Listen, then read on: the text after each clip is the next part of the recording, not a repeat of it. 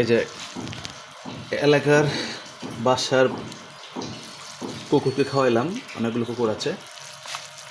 আর এটা হচ্ছে আজকে রাস্তার একটা কুকুরকে খাবারটা দিত,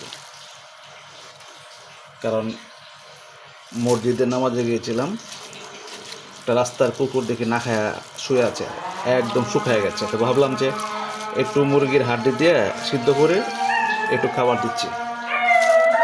ঠিক আছে, অবশ্যই আপনারা খাওয়াবেন, এভাবেই প্রতিটি প্রাণীদেরকে ভালোবাসবেন। ঠিক আছে, ওরা যেন সমাজে খায়া বাঁচতে পারে। দেখেন, আমরা মানুষ, আল্লাহ আমাদেরকে বিবেক বিবেচনা দিয়েছে।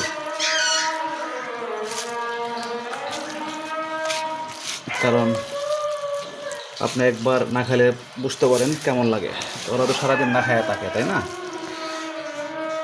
তো অবশ্যই এটা করবেন আপনারা। আল্লাহ খুশি হইলে অবশ্যই ওদের পেটটা ভরবে, আল্লাহ খুশি হবে।